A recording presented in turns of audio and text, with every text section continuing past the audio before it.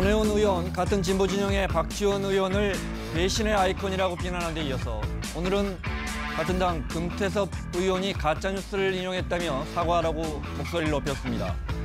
이낙연 총리는 손 의원의 투기 의혹이 확인되면 법대로 대처하겠다고 잘라 말했고, 자유한국당은 목포로 내려갔습니다. 자, 사사건건 시작합니다.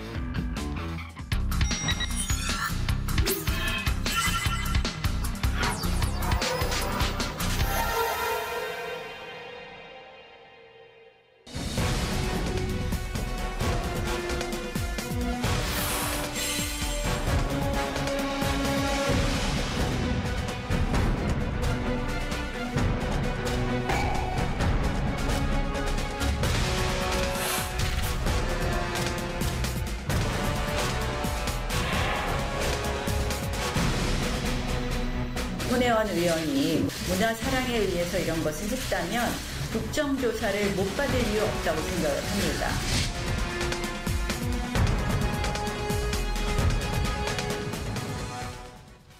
손혜원 의원 탈당은 했지만 여지는 계속되고 있습니다. 손 의원은 방금 전에 내일 목포로 내려가서 반전의 빅카드를 폭로하겠다 이렇게 예고했는데요. 민주당 박범계 의원, 자유한국당 장제원 의원 자리했습니다. 어서 오십시오. 네, 반갑습니다. 안녕하세요. 손혜원 랜드게이트, 자유한국당 이렇게 이름을 지었더라고요. 랜드게이트라는 그런 거창한 단어가 맞는지에 대해서는 제가 100% 동의는 할 수가 없지만, 네. 다만 저는 이 사건에 규정을 이렇게 하고 싶어요.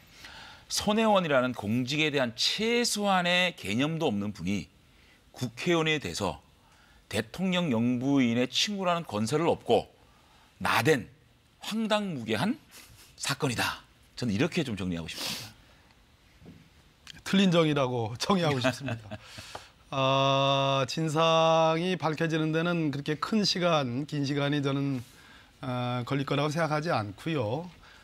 사건의 실체보다 훨씬 더 여러 언론들이 달려들고 또 김태우 사건, 또 신재민 사건처럼 자유한국당이 이것을 마치 권력형 비리인 것처럼, 심지어 우리 의원님께서도 장 의원님께서도 우리 여사님을 또 끌고 들어가셨는데, 거기에 비해서는 내용이 결국은 도시 재생을 문화 중심으로 할 거냐, 아니면 대규모 고층 아파트를 짓는 방식으로 재생을 할 거냐라는 철학적 차이에 불과하다. 그래서 결국은 손혜원 의원 건으로 전국이야 시끄럽겠지만 결국은 진상이 저는 밝혀질 거다 이렇게 생각합니다. 알겠습니다. 제가 영부인을 끌어들인 건 아니고요. 손혜원 의원이 영부인의 권세를 엎었다는 얘기지, 이것이 영부인이 개입됐다 이런 말씀을 드린 건 아닙니다. 알겠습니다. 네, 시정하니까 다행입니다. 자, 자유한국당에서 손혜원 TF를 만들었습니다. 일단 자유한국당의 의원 몇 분의 이야기 들어보겠습니다. 선의로 포장하면 불복을 해도 다 면제가 되는 것 같이 이렇게 행동을 하고 있는 손혜원 의원은 그야말로 공직자로서의 자격이 없다. 이해 충돌이 있을 때는 이를 회피해야 할 공직자의 의무가 있는 겁니다.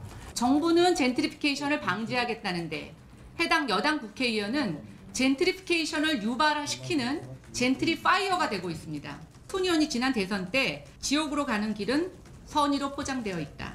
자기 자신의 행동에 계속 선이라고 우기시는데 이 끝이 지옥이 아니길 기대합니다.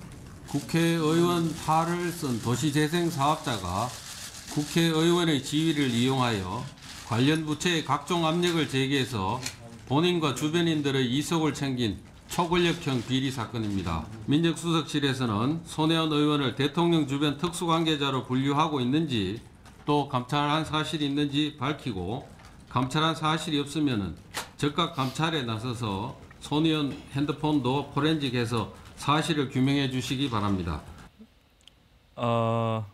이거는요, 민정수석실에서 손혜원 의원 감찰했냐고 물어보는데 감찰 대상입니까?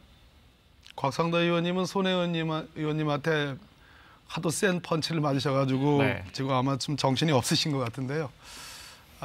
개인적인 관계로 대통령의 영부인과 고등학교 동창이라는 이유만으로 특수관계인이 된다면 그것은 저는 말이 안 된다고 생각하고요. 아마 이제 예. 감찰 대상이라고 한 건 아니고 그냥 비유한 것 같아요. 곽상도 의원이. 뭐 네. 서로 말펀치치를 주고받으시니까 네. 저는 거기에 끼고 싶지 않고 싶고요. 네. 중요한 것은 이겁니다. 자유한국당이 결국은 손혜원 의원의 사건을 이제 키우는 거 아니겠습니까? 자, 그렇다면 제가 여기 들어오기 전에도 우리 장 의원님께 말씀드렸는데 김태우 사건 어디 갔습니까? 지난 12월 31일 대첩에서 패퇴하셨죠, 자유한국당이. 그다음에 신재민 사건은 또 어디 갔어요? 이제 손혜원 사건으로 갔어요. 가는 곳곳마다 전부 다 검찰로 가져가고 검찰로 부족하면 특검으로 가져간다. 그러다가 소는 누가 키워요? 국정은 언제 합니까? 그런 측면에서 저는 손혜원 사건이 지금 뭐 사건이라 부르는 것이 맞는지 어떤지 모르겠습니다만 가장 중요한 것, 사익이냐 공익이냐. 처음에는 뭐 투기연했죠, 여러 언론들이. 근데 지금은 뭐 투기는 아니고 이익 충돌이다 이렇게 강조하는데 가장 중요한 것은 그 문제의 창성장이 있는 건물이 있는 그 동이 목포시 만호동입니다. 만호동의 가장 공적인 주민자치단체, 즉 주민자치위원회의 그 위원들이 손혜원 의원을 편을 들고 나섰습니다. 그럼 이것을 사익으로 볼 수 있을까요? 일단 요거만 지적을 합니다. 네. 아니, 박범계 의원님이 최순실 국정농단 사태 때 굉장히 정의롭게 참 야당 간사로서 했었는데 본심은 아니라고 보여집니다. 저는 그렇게 본심이에요. 봅니다. 근데 네. 저는 뭐 손혜원 사건의 이런 권력형 어떤 게이트 부분은 이제 검찰의 수사가 들어갔으니까 밝혀질 거로 보는데 국민들이 가장 분노하는 지점이 저는 손혜원 의원이 최소한의 공직자에서의 도의, 최소한의 양식 이런 것들을 망각하고 있다는 게 가장 큰 분노의 지점이라고 생각합니다. 공직자는요. 보여지는 것, 모든 것에 대한 무한 책임을 져야 되는 거 아니겠습니까? 자, 이러한 공직자의 기본적인 학습이 안 된 분이 국회의원이 됐다는 겁니다. 그냥 저는 손혜원 의원 정도 되면 자신의 이익을 구현하기 위한 홍보 전문가로 만족했어야 됐다. 그런 지점이고요. 두 번째는 자신의 위치를 너무 망각했다. 자신은 국회의원 초선이지만은 대통령의 영부인과 아주 가까운 분이라는 걸 망각하고 있는 겁니다. 일개의 초선 의원의 말을 문화재청, 문체부, 기재부 이렇게 말을 들었을까요? 그것뿐만 아니고요. 인사함령 문제 그리고 자신의 부친의 독립유공자 수훈 문제 이런 문제까지 모든 게 연관되어 있는데 해명을 하는 걸 보게 되면 내가 무슨 잘못이었습니까? 기자회견을 보면 그냥 분노에 차가지고 얘기를 하고 있습니다. 이런 해명 자체 마지막 한 가지. 민주당이 손혜원 의원을 감싸고 도는 이런 것들이 복합적으로 우리 국민들의 분노를 자극하는 것이다. 이걸 알아야 돼요. 두 가지만 할게요. 지금 뭐 아마 이 순서대로 안 갈 겁니다. 네. 그래서 오늘 좀 사회자께서 양보를 해주세요. 두 가지만 제가 지적을 드릴게요. 이 문제가 일단 검찰로 가져갈 사안이냐. 박지원 대표께서 먼저 얘기를 했기 때문에 검찰로 가져가는 것 같습니다. 그러나 이것이 공직자윤리법 위반, 거기에 처벌 조항도 없습니다. 소위 이익 충돌 방지 조항이 있습니다. 처벌 조항이 없기 때문에 과연 검찰이 수사할 대상이 되느냐. 두 번째, SBS가 당초 문제 제기를 했는데 그 역시 손혜원 의원이 전 고발 안 했으면 좋겠어요. 아마 공익성의 이유로 뭐 과도한 보도의 측면이 없잖아 있지만 그 역시 특별한 문제는 되지 않을 것입니다. 근데 문제는 이것이 처음엔 투기인 것처럼 얘기했다가 이제는 당의 언론사조차도 투기는 아니고 일종의 이익의 충돌이다. 근데 이익의 충돌이 되려면 두 가지 요소를 갖춰야 됩니다. 첫째, 본인이 어떤 권한을 남용해서 문화재청이라든지 목포시의 개별 접촉을 통해서 영향을 미쳤는가 이 부분은 자신이 있다는 거예요. 그것이 아니라면 두 번째는 경쟁이 있어야 됩니다. 즉 지금도 이 지역에 가면 다 비어있는 집이 수없이 많습니다. 경쟁이 없었다는 겁니다. 세 번째는 미래 가치란 측면에서 그 안정적인 여기에 투자를 하면은 안정적으로 지가가 오르고 안정적으로 수익이 된다라는 그런 구체적인 미래 가치가 보장이 돼야 되는데 그렇지 않다라는 겁니다. 그래서 마지막으로 손혜원 의원이 지금 공직자의 의무를 얘기하는데 많은 사람들에게 수년간에 걸쳐서 여기에 살려보자, 문화 중심을 한번 살려보자라고 공개적으로 호소했음에도 불구하고 사람들이 여기에 뛰어들질 않았습니다. 그랬을 때 손혜원 의원의 마지막 선택이 본인이라도 이것을 사서 사람들에게 알리고 살리고 경쟁을 울리고 유도를 한다는 측면이라면은 제가 보기에는 그 경쟁이 영으로 되는 거기 때문에 제가 보기에는 그 이익이 충돌할 여지가 없고 마지막으로 하나만 마지막으로 하나만 그 말씀 잘 쓰시니까 이거 좀 놓으시죠. 이거 좀. 마지막으로 하나만 마지막 하나만. 그런데 그것만 가지고도 그렇게 얘기할 수 있는데 잘 내려가네요. 마지막으로 여기에는 반대의 엄청난 사익이 있다는 겁니다. 즉 수십 층의 고층 아파트를 지려고 하는 중흥건설을 비롯한 소위 말하는 그러한 개발, 토건 중심의 개발이라는 사익이 있었기 때문에 그거와 전부를 감안한다면 상당히 긴 내용이긴 하지만 저는 시민들, 목포 시민들이 이해해주고 있는 측면이 바로 그것 때문이다. 이 한 개인의 국회의원이 자신의 조카 또 그다음에 보좌관의 자녀 이런 사람들하고 다 이게 돈을 나눠가지고 집중적으로 그거를 매입했다는 게 그게 국회의원이라는 그 공직에 대한 그게 개념이 맞는 개념입니까? 자, 저는요 그런 구체적인 디테일 부분은 검찰에서 밝힐 문제고요. 이 해명하는 모습이 저는 납득이 안 돼요. 아니 SBS가 자신을 집중적으로 타겟으로 삼아가지고 공격한다. SBS가 왜 그랬을까요?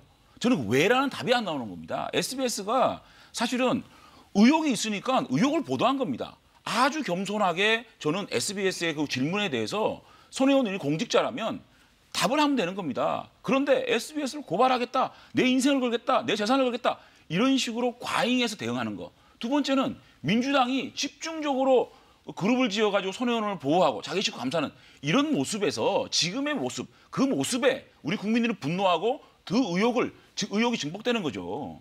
SBS 고발하지 않았으면 좋겠어요. 저는. 이제 SBS는 공직자는요 보면, 언론의 어떠한 질문에도 답변해야 될 의무가 있는 겁니다. 알겠습니다. 그 답변에 대해서 답변을 안 하고 부들부들 떠는 모습에 국민들이 희한하지 않겠습니까? 저게 공직자야? 저게 국회의원이야? 이런 질문을 하고 있는 겁니다. 자, 알겠습니다. 그거 제가 답할 수 저도 진행 좀 하겠습니다. 그러세요. SBS는 처음에는 말씀하신 것처럼 투기 의혹 아니냐, 시세 차익을 노린 거 아니냐 이렇게 보도하다가 지금은 이제 이른바 이익 충돌 방지 국회의원으로서 또 여당 상임위의 간사로서 그런 요구를 한다든지 그런 지적을 한다든지 하는 게 충분히 의심살 수 있는 거 아니냐 쪽으로 보도 방향이 좀 바뀌고 있는 것 같아요.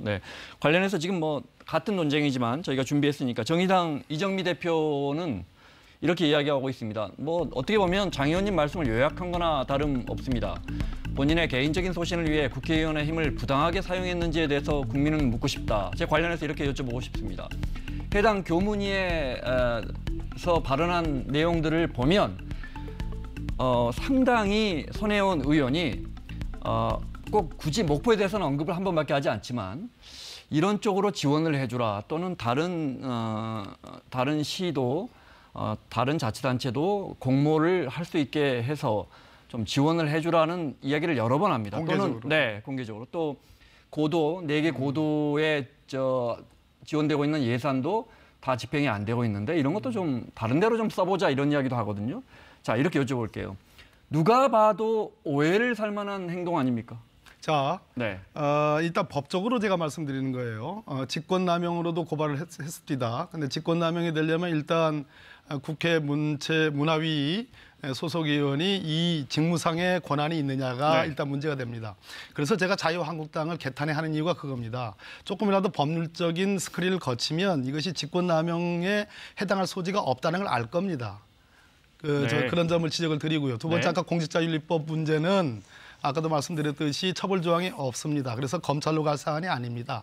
결국은 공직자인 국회의원으로서의 도리냐 아니냐 우리 장 의원님 말씀처럼 그런 문제로 귀결이 될 겁니다. 그런데 마지막으로 공개적으로 그렇게 우리나라 지금 목포만 있는 것이 아니고 익산도 있고요. 경북 영주도 있습니다. 이렇게 일종의 뭡니까? 이게 참 외워지기가 어려운 그 용어인데요. 근대 역사 문화 공간 지정이 이 3개 도시에 다 됐습니다. 문화재청이 이러한 역사 문화 중심의 도심 재생에 대해서 관심이 있다는 겁니다. 그것을 촉구하는 것이 직권남용이 될 수는 없는 거고요. 문제는 아까도 제가 말씀드렸죠. 이 지역에 여러 사람들이 이 빈 건물들을 사서 미래 가치를 인정해가지고 경쟁적으로 들어오는데 손혜원 의원님이 자기 주변 사람들을 동원해가지고 샀다면 그것은 이익 충돌의 여지가 있습니다. 그러나 지금도 이 지역은 빈 건물이 태반입니다. 즉 여전히 불꽃인 도시라는 겁니다. 그렇기 때문에 경쟁이 없고 미래 가치도 네. 불투명합니다. 이 역사문화 공간으로 지정이 된다고 해서 그것만으로 문화재청에서 국가적 예산이 지원되는 게 없습니다. 그것만으로 미래 가치가 창출된다는 보장이 없습니다. 불투명합니다. 바로 그렇기 때문에 그러면 아무도 들어오지 않는 이 지역에 내가 들어가서라도 내 사람들이 들어가서라도 한 300평 가까이 사가지고 이 지역을 뭔가 사람들에게 경각심 울린다. 마중물이 된다라는 그런 차원이라면 제가 보기에는 공과 사적인 이익의 충돌 여지가 없다라는 그런 장면을 제가 얘기합니다. 장현님 제가 두 가지로 그러면 나눠서 여쭤보겠습니다. 그러니까 권한이 없기 때문에 직권남용에 적용되지 않고 또 공직자 윤리법에도 이 부분은 해당이 되지 않는다. 그러니 이거 검찰로 가봤자 나올 건 아니다. 만약에 문제가 있다면 윤리적인 문제일 거다라고 지적하시는데 그 부분. 아니요, 저는 지금 방금 우리 박봉계 의원님 말씀하신 거에 대해서 정말 듣도 보도 못한 공직자의 행동 아니겠습니까? 저는 이 논란 자체가 이익추동 방진이 이런 담론까지 끌고 가는 자체가 되게 좀 난센스 코미디라는 생각이 들어요. 제가 간단하게 예를 한번 들어볼게요. 저희 지역은 아주 7, 80년대에 공업화가 잘 되다가 어떤 그 산업 재편을 잘 못해하고 노후공업 지역이 엄청나게 많은 슬럼화된 지역입니다. 자, 이거를 이제 재생 사업을 해야 되겠다. 장 의원님이 부산 사상입니다. 이럴 때 지역구 한 번씩 이야기하시죠. 왜? 아니, 저희 사상 지역에 지금 노후공업 지역이 문제인데 노후공업 지역을 첨단 산업화 시킨다. 그 명분으로 제가 제 돈을 가지고 지역에 첨단 산업화 시키겠습니다. 그러고 막 땅을 샀어요. 땅을 사가지고 막 기업도 유치하고 좋은 일을 했어요. 그래가지고 정부를 막 공격해가지고 여기를 첨단 공업지구로 만드는 재생사업 지대화 만들어라. 그래서 정부로부터 그 사업권을 득해요. 자, 그러면 그 주위에 있는 제가 산 땅의 이익은 어떻게 되는 거죠?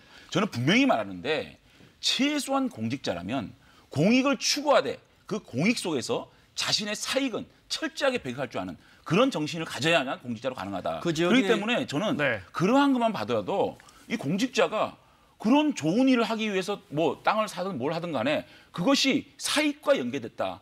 이런 것들은 공직자로서 해서는 안 될 일이죠. 그 지역이 노후화됐고 실제로 뭐 거기 공장 부지나 이런 걸 살려는 사람들도 별로 없습니까? 지금 예를 들어 특정 지역이. 그래서 제가 저는요 법안을 만들어서 노후공업 지역 재생하는 법안을 만들어서 거기에 국비를 넣을 수 있는 법안을 통해서 이번에 예산을 만드는 거거든요. 보통의 의원님들은 그렇게 하는 거. 그게 공익이죠. 거기에 왜 사익이 개입이 됩니까? 결과론적으로는 사익이 아닙니까? 장 의원님이 비유를 아마 시청자 여러분들께서 듣기에 그럴싸하게 들었어요. 그러나 사상과 목포는 다릅니다. 부산 사상과 목포는 달라요. 두 번째, 문화재 중심의 도심 재생과 지금 말씀하신 것처럼 산업단지는 다른 겁니다. 근데 그것을 마치 비슷한 것처럼 조건이 비슷한 것처럼 예를 들었는데 바로 그렇기 때문에 적어도 이 사안이 손혜원 의원과 이 목포 이 지역의 사안이 대체로 여론이 상당 부분이 손혜원 의원에 대해서 비판적이었고 이만큼 나온 겁니다. 그걸 제가 인정하지 않는 것이 아닙니다. 다만 제가 그렇다고 그래가지고 일방적으로 손혜원 의원이 갖고 있는 가치와 목포 사랑과 그 구도심을 문화재 중심으로 살려보겠다 하고 그러나 고층 아파트는 절대적으로 안 된다. 그러한 토건 개발은 절대적으로 안 된다라는 그 순수한 접근 자체까지도 제가 비난할 수는 없다는 측면에서 말씀드리는 거예요. 그래서 비유는 그럴싸하지만 절대 같지 않다는 얘기는 정말로 그건 말도 안 되는 얘기예요. 만약에 장재원 의원님이 거기 사상구에 지역구에 있는 그 아주 낙후된 지역에 본인 돈으로 또는 지인 돈으로 투자를 하는데 그 사실을 동네 방네 다 알리면서 투자를 했다면 그리고 나서 논란이 됐다면 지역 주민분들은 그래도 장 의원님이 이 동네를 살려고 한 의도가 많았겠구나. 제가 정치를 하는 한 그런 짓을 하면 안 된다는 겁니다. 손혜원 의원이 아무리 목포를 사랑한다 그래서 자신이 대출까지 받아가지고 조카한테 돈 주고 또 보좌관 자녀한테 돈 주고 그래서 그걸 매입을 한다? 아니 이게 상식적으로 납득이 되는 문제입니까? 그래서 저는 이런 것들에 대해서 공직자로서의 기본적인 소양이 없는 분이 과다한 목포 사랑을 가지고 지금 와가지고 고층 아파트 개발이냐 아니면 문화재 보호냐 이런 논리로 만들어가고 이런 논리의 논쟁으로 틀어가는 자체가 저는 굉장히 넌센스한 얘기다. 기본적인 공직의 개념도 도입을 못하는 분의 얘기를 알겠습니다. 너무 고차원적으로 하고 있지 않느냐. 이런 생각이 하는 겁니다. 차원이 높긴 높군요. 자, 오늘 나경원 원내대표 비롯해서 자유한국당 의원분들이 현장 목포를 방문했는데 영상이 있나요? 밑그림을 좀 깔아주실래요? 한국당의 올해 첫 지역 방문 일정이 공교롭게 목포입니다. 그러면 이어서 네. 지금 목포에서 목포시장이나 목포 지역의 주민분들과 함께하는 자유한국당 원내 지도부의 모습 보고 계시고요. 네. 해당 지역 주민의 이야기를 좀 들어볼까요? 네. 목포 구도심은 오랜 시간 동안 잊혀진 공간이었다. 시도 살 길을 찾아 우리의 이웃들이 떠나고 하나 둘씩 불이 꺼져가던 이 거리는 어떤 희망도 기대할 수 없었다. 과연 이곳이 언론이 말하는 후기를 할 만한 곳인가? 이곳을 직접 본 사람들이 하는 말인가? 대다수가 버려진 곳이라고 생각할 때 이 동네의 살 길을 찾고자 함께 고민하던 사람들의 노력과 열정이 소위 언론이라는 이름으로 난도질 당하는 현실을 참고 볼 수 없다. 앞서 박 의원님도 이야기하셨는데 물론 저 주민자치위원장의 생각이 모든 주민분들과 같은 건 아닐 겁니다. 그런데 주민들 입장에서는 어찌됐건 그 지역을 지켰고 이 지역이 정부로부터 지정도 됐고 살릴 수 있는 계기가 됐다는 쪽에서는 긍정적으로 받아들이는 것 같아요. 이 부분 어떻게 보십니까? 지역 주민들의 저런 목소리는 또 지역 주민들의 목소리일 수가 있죠. 우리가 여기서 논란을 벌이고 있는 것은 저런 지역 주민들의 논란 이런 게 아니지 않습니까? 예를 들면 국회의원들이 예산결산위원회에 들어가서 자기 지역 예산 막 확보하면 자기 지역에서는 칭찬받지만 전체 언론에서는 뭐라 그럽니까? 자기 지역 챙기기가 국회의원의 도리냐 이렇게 얘기할 거 아닙니까? 그러니까 네.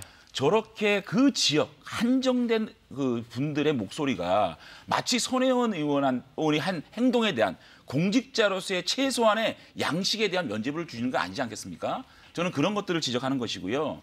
이런 손혜원 의원의 이런 행동들은 정말 지금까지 우리 공직 개념에서 있을 수 없는 듣도 보도 못한 그것이 마치 양화로 구축되는 칭찬받는 일일 수도 있다라고 지금 그런 프레임을 만들어가는 희한한 논리예요, 이게. 저는 자유한국당이 아까 제가 말씀드렸죠. 김태우에서 신재민으로, 신재민에서 손혜원으로 그리고 급기야는 목포의 저 현장까지 갔습니다. 저기가 목포시청 같은데요. 그런데 우리 장제원 의원님 잘 아실 겁니다. 지역의 주민자치위원회는 말 그대로 주민 대표분들이 모여있는 가장 공식적인 단체입니다. 그곳에서 저것은 투기가 아니고 아직도 불 꺼진 도시고 손혜원 의원식의 접근 방식으로 이 구도심을 살릴 수만 있다라면 얼마나 좋은 일이냐고 얘기를 하는 겁니다. 거기에 언론까지 지금 빗대어서 비판을 하고 있습니다. 이 사안을 엄중히 저는 봐야 된다고 생각합니다. 알겠습니다. 지금 당장은 손혜원 의원에 대한 비판, 여러 가지 뭐 어떤 그 과정이나 이런 것들을 보고서 그 비판에 국민 다수가 동참하는 것 같지만 실상을 열어놓고 보면 이것이 제1야당이 온 당에 전력을 기울여서 지금 싸울 일인가? 이 민생 경제도 어려운데 과연 그럴 만한 일인가? 저 당대표가 원내대표가 국회의원들 이끌고 저기까지 가서 저렇게 성토할 만한 일인가? 그거 아마 후회하게 될 겁니다. 이 논리는 간단하게 부탁드립니다. 이 논리는 네. 기본적으로 손혜원 의원이 자신이 자기의 뭐 사비로 지역을 땅을 사고 이러지 말고 정말 이 문화재 보호를 위해서 목포를 살리자라는 얘기를 끊임없이 해서 어떻게 보면 국가가 문화재 지정을 하고 고층 빌딩보다는 그 문화재를 보호하는 방식으로 갔어야만 되는 문제를 자신의 의욕을 살 수밖에 없는 그래서 정말 박물관 짓는다는 사람들이 땅을 이쪽 사고 저쪽 사고 해가지고 이렇게 정말 10채에서 20채에서 이제는 29군데까지 이렇게 논란이 증폭되는데 이 논란을 과연 그렇게 정말 문화재를 사랑하는 목포를 사랑하는 손혜원 의원의 마음이었다. 그 순수한 의도를 받아달라. 이런 논리가 정말 가능한 얘기입니까? 손혜원 말은 그렇게 수도 없이 공개적으로 외쳤는데 잘 안 됐기 때문에 예를 들어 조카에게 보내는 SNS에도 보면 너가 사서 또 내가 거기에 투자해서 사람들이 그걸 알게 되면 다 같이 따라와 줄 거야. 그렇게 살리자라는 문자가 있거든요. 그러니까 손혜원 말은 그렇게 해서 안 되니까 이런 특이한 방법을 썼다는 거예요. 정말 특이한 일 아닙니까? 그러면 공직을 놓고요. 문화재 보호 뭐 재단에 일을 하시든지 그렇게 자기가 공직을 갖고 있으면서 자기가 땅을 사가지고 문화재 지정을 해가지고 땅이 8,700에 1억 2천 된 것도 있지 않습니까? 그런 사익에 대해서는 어떻게 우리가 생각을 해야 되는 겁니까? 한 가지만 말씀드릴게요.